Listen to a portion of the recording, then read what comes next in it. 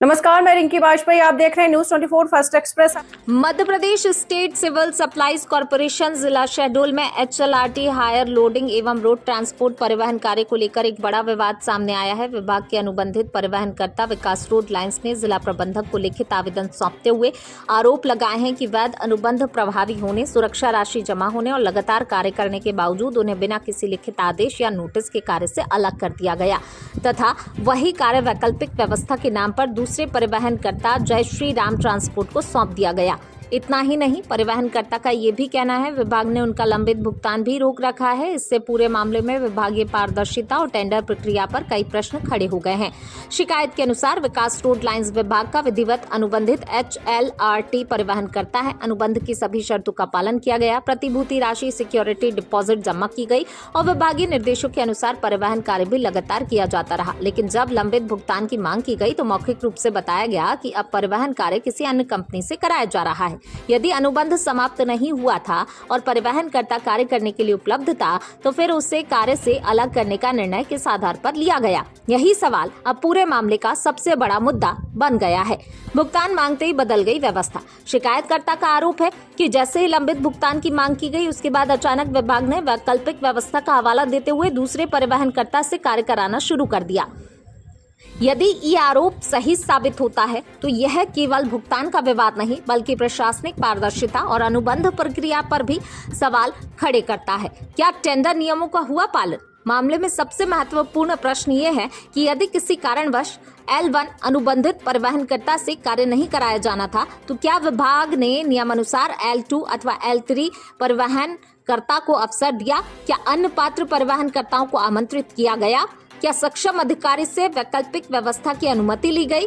यदि इन प्रक्रियाओं का पालन नहीं किया गया तो विभाग को स्पष्ट करना होगा कि आखिर दूसरे परिवहनकर्ता को किस नियम और किस आदेश के आधार पर कार्य सौंपा गया।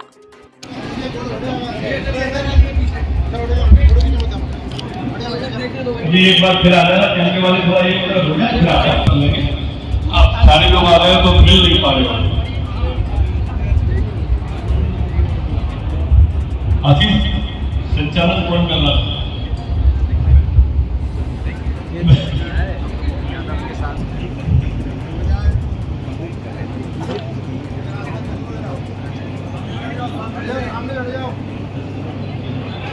ठीक है,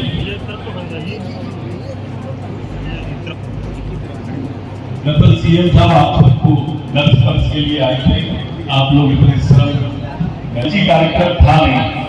पहले वहाँ कुर्सियां लास्ट में डली है, वहाँ पर सीएम साहब को ऐसे मिलवाते हुए कार्यालय में अंदर ले जा रहा था।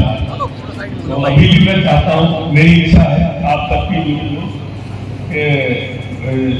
सीएम साहब ऐसे मिलते हुए फिर निकल जाए। पर बाकी के कार्यकर्ता जो उनसे आता है कि प्रवासी कार्यकर्ताओं के बाद लोग मिलने की किसी को मनाही नहीं है, या मेरे ख्याल से संख्या बड़ी होती है। भारत माता की। मंच पर हमारे प्रदेश के यशस्वी मुख्यमंत्री जो बाबा महाकाल के भक्त हैं, लाडली बहनों के भाई हैं, ऐसे आदरणीय डॉक्टर मोहन यादव जी,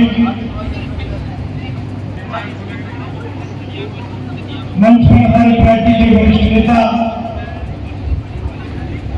प्रदेश के पूर्व पार्टी के हमारे वरिष्ठ नेता, ग्वालियर के लोकप्रिय सांसद, आदरणीय भारत से आगे बढ़ रहे हैं,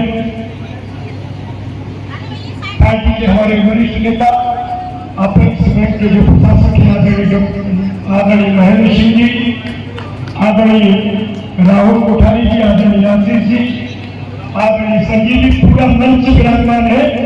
मंच से आप सबकी उपस्थिति में मैं हाथ जोड़कर और सब झुका करके प्रणाम करता हूँ, आप सबका अभिनंदन करता हूँ। माननीय मुख्यमंत्री जी से हम लोग संवाद करेंगे। मुझे तो केवल इतनी जिम्मेदारी दी गई है प्रत्याशी के नाते कि मैं आप सबसे संपर्क में रहूं, आप सबसे संवाद करूं, आप सबको हाथ जोड़ करके, सब झुका करके आप सबको अभिवादन करूं और आप सबको विश्वास दिलाऊं कि भारतीय जनता पार्टी के साधारण कार्यकर्ता के नाते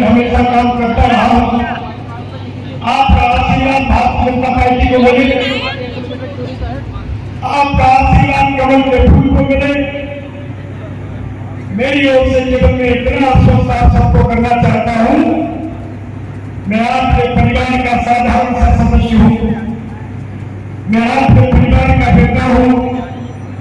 आपके परिश्रम के कारण, आपकी मेहनत के कारण, क्योंकि मैं ये भी जानता हूं कि भारतीय जनता पार्टी में प्रत्याशी केवल और केवल निमित्त होगा है। चुनाव पार्टी के कार्यकर्ता लड़ते हैं और आप जैसे सभी समर्पित पदाधिकारी और कार्यकर्ता मैदान में लड़ते हैं। मैं दोनों हाथ जोड़ करके आप सबसे आशीर्वाद की अपेक्षा करता हूं और भरोसा दिलाता हूं कि हमारे अपने जीवन में अनजान में भी कभी कोई ऐसी भूल मैं नहीं करूंगा जिससे हमारे यहाँ पर एक सर्वश्रेष्ठ कार्यकर्ता जिनके कारण मुझे आशीर्वाद मिल रहा है, जो लगातार मतदाताओं के संपर्क में है, जिनके कारण जागरूक मतदाता भारतीय जनता पार्टी को आशीर्वाद देना चाहता है। मैं केवल इतना भरोसा दिलाना चाहता हूं कि मैं हमेशा आपके सुख और दुख में आपके बीच में खड़ा रहूंगा। कि आप भरोसा कर लीजिए, आप सबका आशीर्वाद मुझे मिले, आप सबका आशीर्वाद को उनके फूल को मिले, भारतीय जनता पार्टी को आप सबका आशीर्वाद मिले। आज के वैसे तो ये अनौपचारिक कार्यक्रम है, लेकिन मंच पर विराजमान माननीय पूर्व मंत्री हमारे नेता माननीय नरोत्तम मिश्रा जी, सरकार के मंत्री माननीय गोविंद सिंह जी, अपेक्स बैंक के अध्यक्ष डॉक्टर महेंद्र सिंह जी, महामंत्री राहुल कोठारी जी, आशीष जी, मीडिया प्रभारी, इस अवसर पर हमारे चुनाव संचालक भरत सिंह कुशवाहा जी, माननीय सांसद संजीव दुबे जी, सामने बैठी ललिता जी से लगा करके जगदीश यादव जी, हमारे सारे वरिष्ठ, एक बार अपने आप के सबके लिए जोरदार ताली बजाकर अभिनंदन करें। मैं भी आप सबका हृदय से दोनों हाथ जोड़ के प्रणाम करता हूं, आपका अभिनंदन करता हूं। चुनाव की इस बेला में सच में धीरे धीरे करके अब 3 दिन का समय बचा, 26, 27 और 28।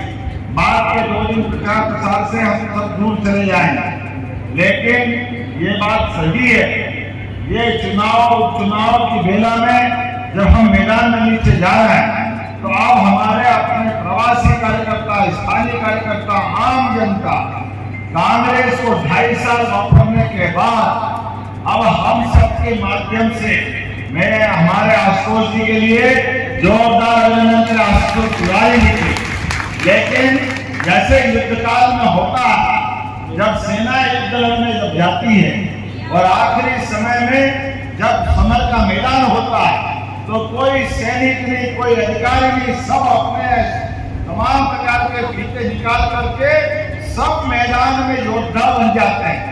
ऐसे ही समर के इस मैदान में अब हम में से सब आशीष तिवारी बन गए, सब नरोत्तम मिश्रा बन गए, सब मोहन यादव बन गए, सारे भारतीय जनता पार्टी के कार्यकर्ता, एक एक कार्यकर्ता अब केवल एक बात करेंगे कि हम भारतीय जनता पार्टी के कार्यकर्ता, हम सबकी पहचान केवल कमल का फूल है।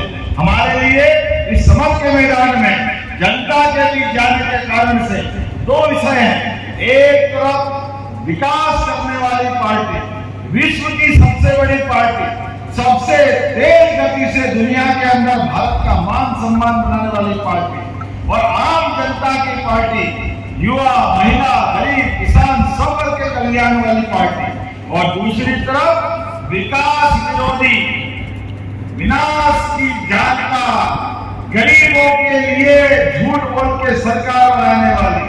आप बताओ, ये दतिया का चुनाव जिस माहौल में हम देख रहे हैं, 2.5 साल में ऐसा लगा ग्रहण लग गया और दतिया को। आज मैं इस बात के लिए दोबारा बोलना चाहता हूं, आप भी एक घर घर जाना, आप सब प्रत्याशी बन के घूमेंगे, और मैं इस बात का आश्वासन देता हूं, जैसे ही चुनाव का रिजल्ट आएगा, दतिया 2 गति डबल गति से दौड़ते हुए आगे जाएगा, बीते 2.5 साल को भी कवर करेगा और इस बार भी गति बढ़ाएगा। धीरे धीरे करके जैसा माहौल बना है और आपका उत्साह और उमंग बता रही है कि मुझे निश्चित रूप से ये बात पे लिखी बता रही है कि यहाँ आप सबकी मेहनत से निश्चित रूप से भारतीय जनता पार्टी विजय की तरफ बढ़ रही है। जोरदार अभिनंदन अपने आप के लिए भी करें और संकल्प कर ले, हमारे इस विजय अभियान में दुनिया की कोई भी ताकत आड़े नहीं आ सकती है, ये पक्की बात।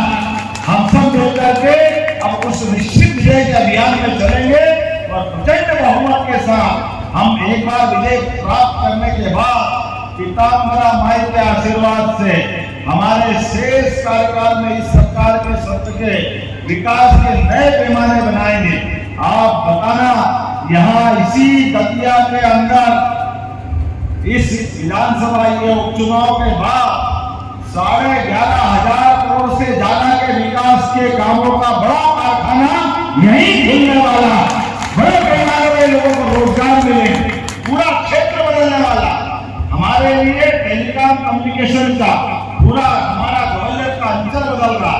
जैसे थोड़े दिन पहले डिफेंस को लेकर के जो हमने शिवपुरी में बड़ी इंडस्ट्री गोफोर स्कोप तो हमने सुनी थी, लेकिन हमारे यहाँ की तोप के बलबूते पर बड़ा अडानी का कारखाने का भूमि पूजन किया, सीमेंट कारखाना हमने गुना के अंदर। लेकिन अब बदलते दौर में युवाओं को रोजगार दिलाने के लिए, विकास पर एजेंडे के लिए लगातार एक के बाद एक डिफेंस का 11,500 करोड़ से ज्यादा का कारखाना यही दतिया में लगने वाला है, इसी स्थान पर। कांग्रेस से कोई अपनी बात पहुंचे तो पहुंचा सकते हो, उनको बताना कि आपके झूठ का पुलिंदा पहाड़ नहीं चढ़ सकता। अब लोग विकास की बात कर रहे हैं और ये हमारी पार्टी है जो कहती है सच्चा वादा पक्का काम, प्रेम से बोलो जय श्री राम, जय श्री राम। हमारे लिए परमात्मा की कृपा से यूसीसी लागू होने के लिए भी अगर कोई राज्य सबसे बड़ी स्थिति में छलांग लगा रहा है तो मध्य प्रदेश लगाना है। यहाँ अपने प्रदेश के अंदर हिंदू, मुस्लिम, सिख, ईसाई सब आपस में भाई भाई। कांग्रेस के लोग बार बार बोलते थे माता बहनों के सम्मान के लिए भी आज हमारी सरकार ने जब एक समान नागरिक संहिता कानून को लागू किया है, मुझे इस बात की प्रसन्नता है। धीरे धीरे करके हमारे अपने सारे एजेंडे पूरे होते जा रहे हैं। तो आइए इस उपचुनाव की बेला में हम सब ताकत के साथ लगेंगे।